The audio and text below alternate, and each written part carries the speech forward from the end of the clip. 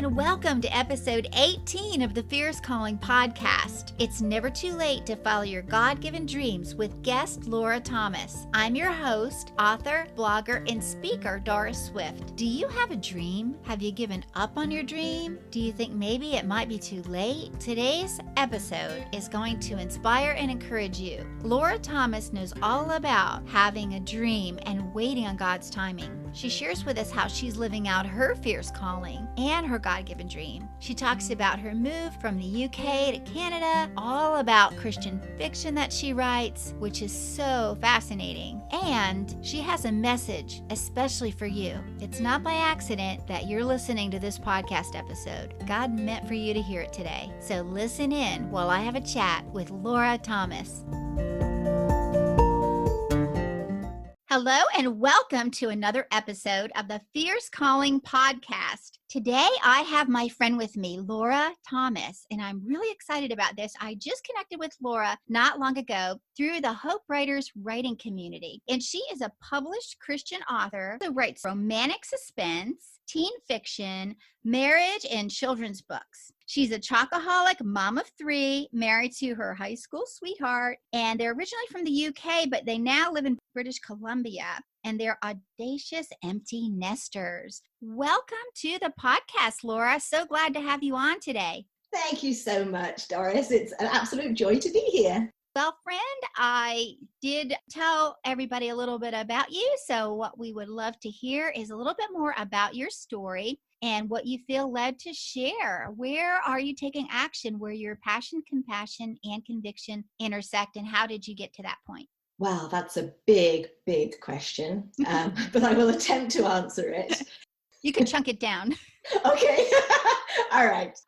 Well, as you said, I am a writer, an author, and that is absolutely my heart. That's what brings me to life, gives me joy, sharing words. But it was a long time coming. So basically, I had a dream to be an author one day, and I buried it for 25 years, which is quite a chunk of time. Oh, yes. So, as a child, I was a huge bookworm, loved reading, just fell in love with the written word. And I just had dreams of being another Beatrix Potter one day. That was kind of what I wanted to do. And then I'm honestly not sure what happened. I never told anybody about it. So I can't say that I was slapped down or discouraged. I just never told anybody. And so that dream, it just kind of dissipated through my teen years and my 20s and my 30s. And I literally didn't mention it to my family, to my parents, to my husband, to my children. It was very, very buried. Oh, wow.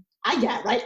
And then it wasn't until I was like in my mid-30s, homeschooling my 3 kids, busy, and my husband and I went out for coffee one evening, having a deep heart-to-heart conversation, and he asked me what my dreams were. And I sort of said, well, honey, you're my dream. And we'd emigrated. I'd had my children. I was homeschooling. I checked a lot of my boxes. But he said, you've got to have something still, another dream. Like, what are you wanting to do? And so I said, well, there's that dream of being an author one day. And he sort of, his mouth dropped and he said, a what, sorry? Because in all our years of marriage, I had never breathed a word of this to him. So it was kind of a surprise. But he immediately just said, you got to do this. And so I just kind of laughed and said, oh, yeah, I will. Maybe when we're retired, when we have time, I'll maybe start looking at it then. And he said, is this something you seriously want to do? And so I said, well, yeah, it actually is. And so he said, you need to do it now. You need to start now. And if you want to do it badly enough, you will make the time, because, time's always the excuse, right? Right, definitely. So, I literally came home from that coffee date And I put in an application to the Institute of Children's Literature and started writing. I started writing because I had no idea what I was doing. I left school when I was 16 years old and went into banking. I have no experience with writing. So I had to start somewhere. So basically, that's kind of how the dream was kind of birthed. And it was slow. It was very slow and moments of huge discouragement. But my husband's always been my greatest cheerleader. And he was absolutely right. You will make time. And I know that's something in our Hope Writers that they talk about all the time, writing in the cracks of time that we have. Yes. And that's how most of us do it, at least how most of us start. And so, yeah, as soon as I started writing, I knew deep inside, oh, this was actually what I was made to do. It took me a long time to get there. Yeah. But and the fact that I can share my faith through words, whether it be in fiction books or devotionals or articles, in all these myriad of ways, it's just the best. Aw, that is such a precious story. How lovely that your husband asked you what your dream was. That is so amazing. I love that so much. And that he was so supportive and was persistent with you about, we need to make this happen, because oftentimes we do need the help of our family, and the support of anyone else involved in our lives, because it is time consuming and we do have to sacrifice. But another thing that is so very encouraging to someone listening today is the fact that you didn't start writing just as soon as you felt led to do it, that it was something that came years ago, but it's all God's timing. And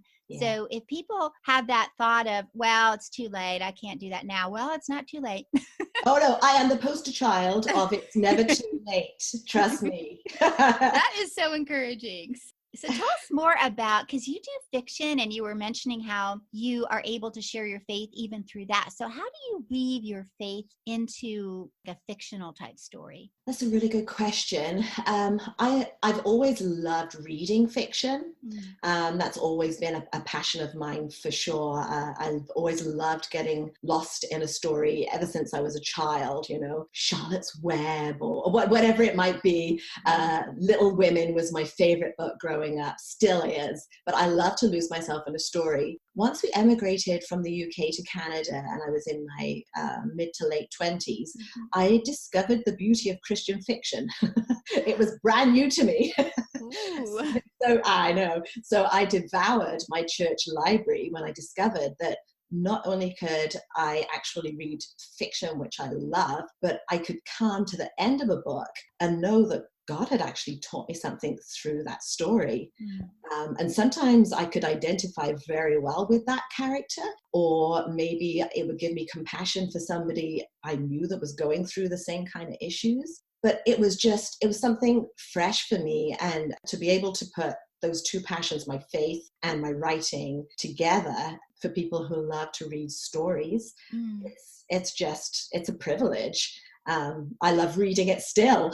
And to be able to write it, to weave words of faith, and always, no matter what my stories are, whether there's heartache or grief or abandonment or fear, there's always that issue of there's hope in God. There's hope. There's always hope. And I always weave that through and just pray that God will use even my stories to reach people's hearts. Beautiful. So what prompted the move? Emigrating was a huge step.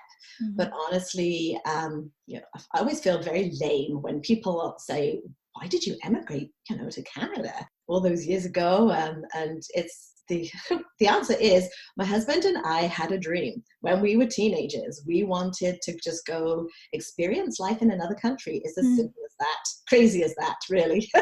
So we packed up our little 2-year-old. We had no jobs to come to, but we prayed every step of the way. And God just opened every single door, which could easily have shut in our faces. So we just kept walking through, and just knowing that God is always with me, like whichever country I'm in, whatever I'm doing, whatever stage of life. Yes.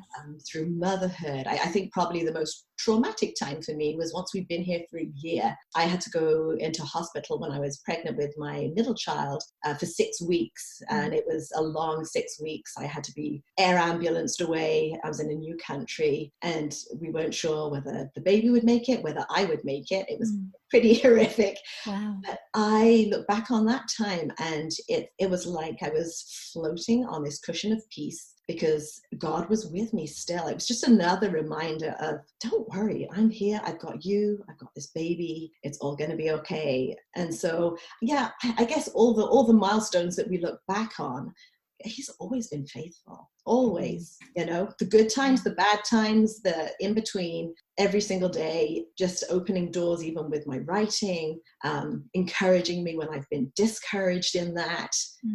He's always shown himself to be good. Oh, thank you for sharing that. And thank you for sharing about that big move that you made, because your answer was amazing. Adventures with God. We're just going to go for it. Yeah. And actually in a couple of weeks here, we will be celebrating our 25th anniversary, which is 25 years ago, we arrived in Canada. That's awesome. Yeah. I love that. And I love how you said floating on a cushion of peace. Honestly, what that is just so amazing to just think of that. And as you're floating, and it's like soft and comfortable and calm and everything. And it was lovely. And you know what, that funny enough, just thinking back on that time, that was again when I was really introduced to more Christian fiction. A sister of a friend who I didn't know her from Adam, arrived in this city where I was and brought me a pile of Christian fiction books, because I had to sit there for 6 weeks. And I got through quite a few of them. But again, I didn't even have, writing was not on my agenda back then. That was years before. But even then, I think God was he was stirring my heart toward doing that, in some way. It's fun to look back and just see his finger in everything, right? Yes, it is. It is amazing, his faithfulness. And when we look back and we can see how far, we've come and how he's brought us through things, and that encourages us to continue and have that faith that he will do it again. And do you have to sometimes explain to people what the purpose is of Christian fiction? Because I know a lot of people aren't into fiction all that much, and they think that, isn't that contradicting? It's like, it's not true, but it's Christian. What would you say to someone to encourage them to just pick up a Christian fiction book and start reading? Well, story. It's all about story. Like, surely we all crave story. Like, don't we love it when we hear about somebody's life, they've been through something either traumatic or fantastic or just fascinating, and we just get glued to that story. We just want to hear more. I think that's real life, but I also think that's in fiction as well. I think as fiction authors, we try, we have to make it a little fantastic and a little over the top and a little, I can remember when I wrote my first fiction book, well, actually it was the short story version of it. I gave it to my mum and she read it. She said, "Oh, that's lovely, but do you have to have something sad happening in your story?" And I'm like, "Yes, Mom, you do," because that's life. Right. Nobody would pick up a fiction book that was just about this girl who had a perfect life and nothing ever happened. It was all good. Boring. No. So I think as fiction authors, we have to dig into real life issues. And that's to be able to try and connect with my reader is always the goal. And sometimes it's going to be hitting the nail on the head. It's going to be an issue that they are dealing with right now. And so I hope to bring encouragement and inspiration and hope into that situation. You know what? Who doesn't love to just either sit and watch a movie or read a book or just kind of, I don't like to use the word escape, but yeah. I was going to say that exact word. I was going to say escape. I know. But it is. Sometimes It's true. you need to I love losing myself in a fiction book. And I don't think there's anything wrong with that because I'm coming back to reality right away. Right. Fear not. Yeah. Sooner than you think, right? Absolutely. And so if we can do that as authors, plus just give somebody some meat to chew on and some hope at the end of that story, I say give it a chance. It's not cheesy. I know some people maybe think that Christian fiction is cheesy and all the rest of it, but you need to try a bunch of genres, even within Christian fiction. Yes. Like you've got your historical, your Amish, you've got I love writing romantic suspense, you've got romance, you've got all sorts of YA. Oh gosh, there's everything, right? Fantasy. All the things, yeah. All the things. And it's now all available in Christian. Yes. So you don't have to you can give it to your mom. You can give it to your mom. Yay. Yeah. That is awesome. Yeah, I think that's wonderful. And just like you said, kind of to escape. And when you're writing fiction, I imagine that it is intense because you have to put a lot of creativity and creative energies into it, right? Absolutely. I get so into my characters. I just finished the third book in this series, which kind of wraps it up. And I'm not a crier. My husband calls me the wall because I am not a teary person.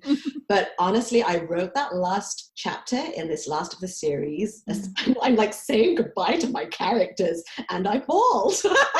I had to pull myself together a little bit and give myself a shake. Yeah, you do. You invest in these characters. You just so want them to jump off the page and to have meaning. And it is intense. It's really intense writing them. And this last year, I've actually had 3 published within 12 months, which is insane. So again, kudos to my husband, who is like, when are you coming back? Right.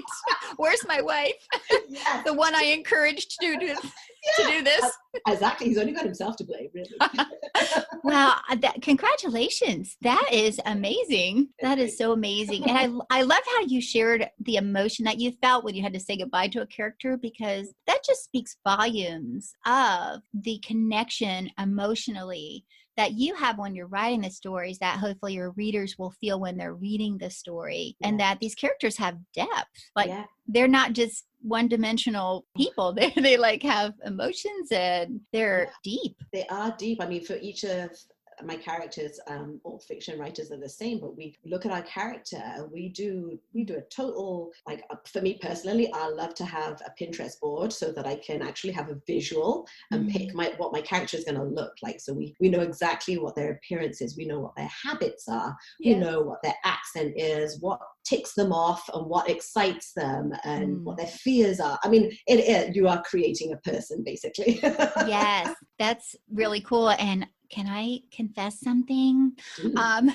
I think I had mentioned to you that I started a Christian fiction book. Oh, I don't know. It was probably 10 years ago, and it's still on my computer somewhere. But I created a Pinterest board, and the title is When My Novel Becomes a Movie. And I chose the actors and actresses that were going to play their parts. Of course, it's locked, so nobody sees it but me. Because it's like, oh my goodness, I just would be horrified if someone saw it. That's the beauty of secret boards, right? Exactly. But I love that you said you use Pinterest to create the characters. And I just think it's amazing too how some of these books do turn into movies, because then you see it come to life on the screen. But really, to lose yourself in a book, especially when you know that it has a faith-based theme, although sometimes it might not be like an in-your-face thing, but it's there and it's how it makes someone feel. Yeah. Well, our time is precious, and there's nothing worse than picking up a book thinking it's going to be beneficial and edifying and fun and wonderful, and getting to the end and going, well, I didn't really get anything out of that. I mean, you don't get that time back, right? Right. Which is, so I feel that weight of responsibility on my shoulders as an author. I want this time that my reader is going to invest in this book to be valuable and to be good and well spent. Yes. Have you ever written different endings and had different people read them to see what would be more impactful? or? No, I honestly haven't. I think just thinking back to this is my 8th book. Only one nonfiction, so the other 7 have all been fiction.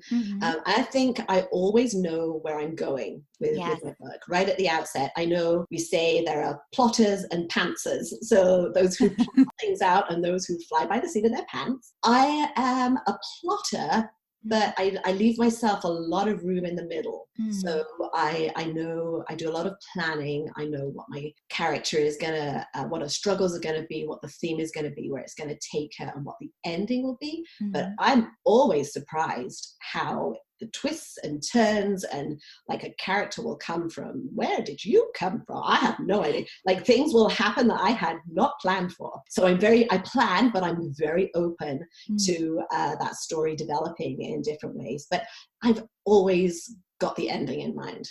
That's exciting because it's like living. It's like, right. as you're writing it, and it's like the Holy Spirit is probably just leading you right along, and what someone that's going to read that book needs to hear, or someone that they would be able to connect or associate with or relate to. That's precious. Do you have like a certain type of process that you do when you're preparing to begin a new book? Do you do outlines? Do you use Scrivener, or how do you plot out your books? Yeah, that's another good question. I would say Scrivener is definitely my friend. I love that. And for those who don't know what that is, it's if you are a writer and you have not been introduced to Scrivener, you need to check it out. It's great. I love it because when I'm actually now starting on planning on my next novel. And so I can have all of my information, including images, all sorts of stuff from the internet, all on one page in Scrivener. And then as I write my chapters, I can have little ideas on their cork board that they have, which I can switch around as I'm kind of trying to decide the order of events. And then I write the whole thing on Scrivener before I put it over to Word. So Scrivener is a great tool for writers, fiction, non-fiction, bloggers, anybody actually. I don't use it to its full potential. I know that. Hand up. I know that. But it's great because, like I say, I'm very visual. So to be able to be writing and then have my character's face looking at me and the setting and just whatever else I want there at the same time, it's awesome. That's great. I have Scrivener, but I haven't really learned how to use it yet, so I need to really get on that. But in your writing, in your books, all the different books that you've had, has there been like a favorite character of yours? Oh, no, that's like asking me to pick one. Oh, I'm sorry. That is not really fair. That is not fair to your characters. It's not fair. I've got a soft spot for all of them, honestly. Good answer. Good answer, Laura. I mean, my very first book will always have a very special place in my heart, obviously, because that was oh my goodness, I've actually got a book in the world and people are reading it. It was Christian teen fiction, and it's a trilogy, and it's called Tears to Dancing, and the character's name is Bethany, and I guess it was my whole launch into becoming an author, and to hold that book when I actually found a publisher who loved it as much as I did, and then to just hold that book in my hands for the first time, I can't even tell you. It was surreal, absolutely surreal. And so that Bethany was then in the next 2 books after that as well, with other characters. So again, after that trilogy, I think I had to cry after that one as well, because it's just especially when you do more than one book with a character, you invest a lot in them. This latest series with the Christian romantic suspense, I've loved all 3 protagonists. They're 3 friends, and they're great women. They really are. They're strong, and they are fighting their fears, and they are looking for freedom, and they're all very different. So I've had a lot of fun with them. That's really cool. I can't wait to read. Now that I'm hearing about it, I feel like I know these women, like, they're friends or something. So, and they become, I guess, part of your family, really. They kind of have, yeah. And I love that you have that trilogy for teen fiction, and you do write in teen fiction because, it's really difficult these days, especially for parents, I think, to find quality books for their teens, or, approve of certain books for their teens to read. Yeah, that's actually why I actually wrote that first book in the first place. We're going back a few years, but my daughter was in her teens when I wrote that book. And she was an avid reader and kind of just ran out of books where she didn't run out of books. But there weren't very many at that time as well in the Christian teen fiction for girls specifically.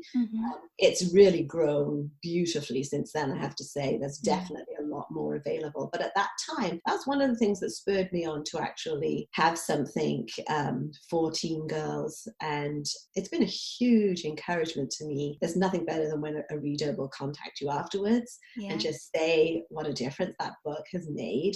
It's so humbling, and it makes all the hard work worthwhile. So yeah, those teen books, I just tell you one little thing quickly, like there was the middle book, Tears of a Princess. That one I sent to somebody over literally the other side of the world and didn't think anything of it. And then she emailed me to say how much she loved it. She'd read it, but she was giving it to a goddaughter who was she was 12 years old, struggling with anorexia. And that is the gist of that whole book. The character struggles with that. And she was just so excited that she'd come across this book. She had no idea of the content, but it was just perfect for her at that time. And I was so encouraged by that email. That's amazing. We all have those moments of, why are we doing this? Why am I doing it? Am I spending my time wisely as God wants me to? You have that little voice in your ear saying, you could be doing something more worthwhile. Sure. Yes. Surely, is anybody even reading my books? Yes. So every time I go through these little wanderings, God just doesn't fail to encourage me with a conversation or an email or a snippet of something. So yeah, he's really good like that. That's wonderful. I thank you for sharing that too, because, it is such an encouragement. And really, whether we're writing or whatever we're doing that we feel is something we're called to do. And then all of a sudden, like you say, we start hearing those voices in our head, making us second guess, why are you doing this? Who are you to be doing this? And God didn't really call you to this, and all of those things. And I know the enemy has a hand in that too, but I know we do that to ourselves a lot as well. So, I mean, that is really great and a beautiful story about how God had you write that book, if not for anything else, that one girl, that was supposed to read it. Yeah. And, so I love that. And I am looking forward to hearing about all the different things that God is going to be putting on your heart for different books. Because you've written some that are nonfiction, right? On marriage or? I've just written one on non-marriage. I actually wrote that when my daughter got married. So that's almost 6 years ago, actually. But yeah, I love marriage. I've been married for nearly 32 years. My husband and I are about to start leading the Alpha marriage course at our church. I love everything about marriage, and I'm grateful for it every day, and I never take it for granted. Just add that in there. But yeah, when my daughter got married, I wanted to write her a letter just to encourage her. Newlyweds, there's so much you want to impart. So I started writing a letter, and it turned into 10 chapters. So my publisher at the time said, let's publish it, because this is from a mother's heart to her daughter. But it's great for bridal showers, or for anybody who knows somebody who's getting married. I've actually had people who've been married for like 15, 20 years saying, I loved it. I wish I'd known this at the beginning. But it's never too late, right? A marriage is something we work on constantly. So yeah, that's a sweet little deviation from my fiction. But I love writing. I write devotionals. I write a lot of devotionals for Union Gospel Press, for Joyful Life magazine, and I love to blog. I've got a real heart for encouraging, not just with fiction, but just with real life too. Yes, you're an encourager. Would you say that your spiritual gift was, exhortation, encouragement? Is that where your heart lies? I hope so. That is sounds like it. That is my goal. Yeah. What is the name of the book that you wrote about marriage? Pearls for the Bride. I think I saw that on your website. It's all on my website. Or somewhere. Yeah, my daughter's getting married in October. No. Yes. I need to get that book. Oh, I think so. Well, if you need a signed copy, let me know and I will send you a signed copy. Ooh, I would love that. I would love that so much. So this has just been such an encouraging chat today. I just really enjoyed it so much, and listening to, all your encouragement. If there would be one thing that you would want to share with the listener to encourage them, what would that be today, Laura? Just one thing you could think of. Oh, just one thing, I would say to not give up. Whatever it is you think that maybe God is laying on your heart, whether it's in ministry or whether it's in relationship, whether it's being the best mom you could be, he calls us to so many different things during our life, and those callings change from season to season. But I would say don't be discouraged. Don't give up. Keep plugging away at it. It's all hard work, right? Yes. Nothing worthwhile is ever easy. And if you've got one of those deep-seated dreams like I had, like, never say never. If it's what God has planted within you, then he will bring it to fruition. And it's all about his timing. I'm the most impatient person in the world. It's been like pulling teeth with me, but learning to trust God's timing and to be patient and wait on him. Yeah, that's what I would say. Just don't give up. Keep plugging away. Keep dreaming that dream. Beautiful, beautiful, wise words from the Lord. If the listener would like to connect with you, Laura, how can they do that? I would love to connect with anybody. I'm all over the place on all the social medias. Facebook, Instagram, Pinterest, Twitter, or Goodreads, BookBub, but it's all on my website. So that's probably the easiest for people to remember. So my website is laurathomasauthor.com. So that's my name, laurathomasauthor.com. And all my social media links are on there. You can contact me. There's a contact page, and all of my books are on there as well. So I would love you to have a little look, check them out. And if there's anything I can help anybody with, please give me a shout. I'm always available. Great. Yes. Wow. I just really had a great time today with you, and God just puts people together. It's just so awesome. And we have a lot in common too. I was a banker. I'm an empty nester, and so. Oh, I feel it.